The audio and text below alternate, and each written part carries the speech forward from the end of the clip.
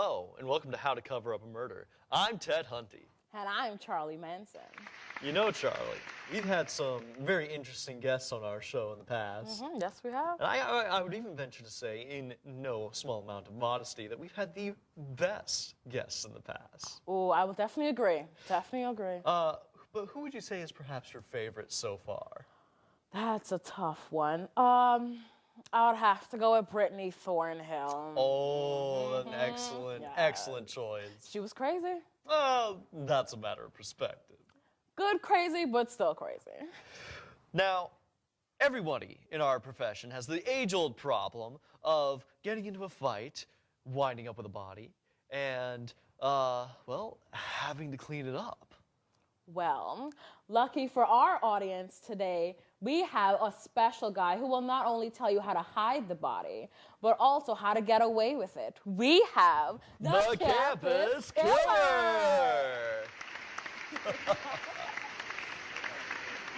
Welcome to the show. Thanks for having me. Hi, I'm the Campus Killer, and I haven't been caught yet. In fact, I actually killed a kid on the way over. Really? I sure did. I was driving down the road, saw a student on the side of the road, just took him right out.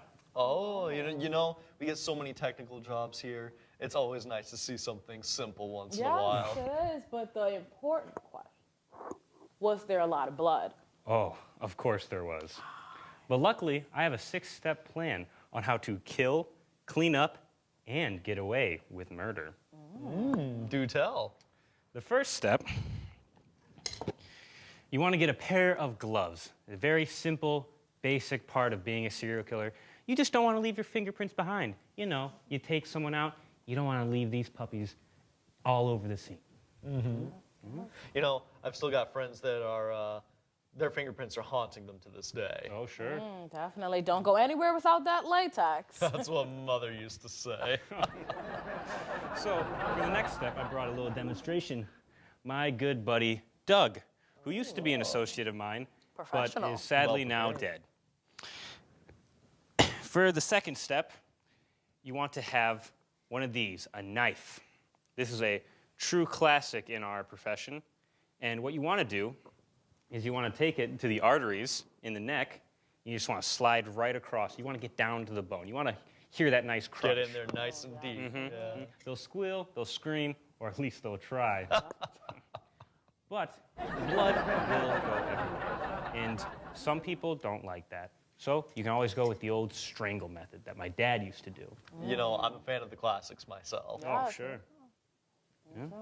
But sometimes with the strangulation, they tend to bite. Oh. And no one likes a biter. Speak for yourself. Oh, you dog. I like you.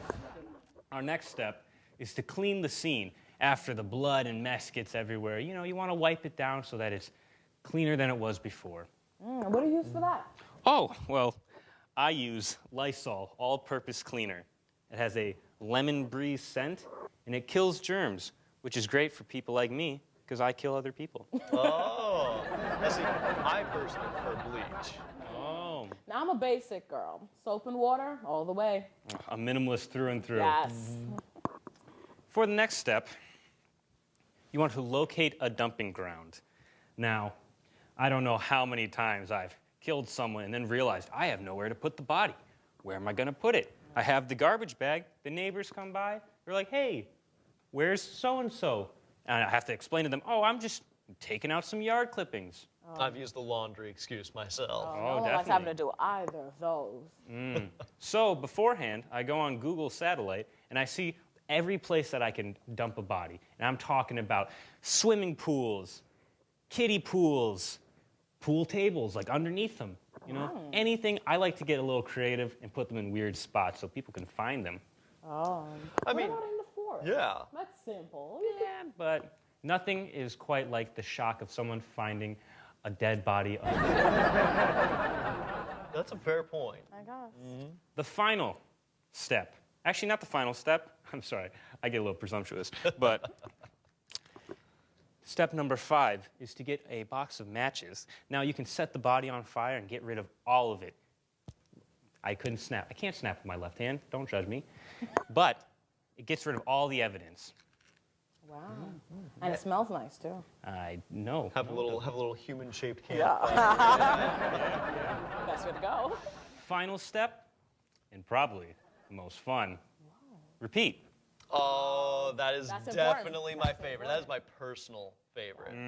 That's the definition of a serial killer. Well- repeat, repeat, repeat. You know, Campus Killer, we have a special guest for you and our audience today. Yes, we have The victim! Not only did she escape from the campus killer, but she's alive and well and here on the show today.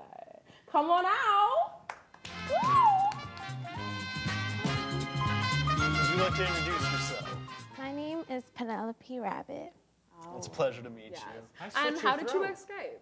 Well, after he slit my throat, I just laid down and pretended like I was dead. Pretended? And he was on to the next victim. Oh, sloppy, sloppy, sloppy. You're on her side? He got a little too cocky. Bit of a rush. Yep. I burned your body. Well, Penelope, is there anything you would like to say to our audience? Yes. If you or a loved one have witnessed any murders on campus and don't have an outlet to speak onto, you can call 1-800-STOP-A-KILLER. Oh, touching. So very, sweet. very touching. I think I'm gonna be sick. You know, Charlie, I got word from our producer that they are looking for one Jason Smalls, who I'm told may or may not be our campus killer. Well, on that note, thank you for tuning in, and a special thanks to our guest, the campus killer, and Penelope. Indeed, thank you. Make sure you tune in next week when we interview Chucky!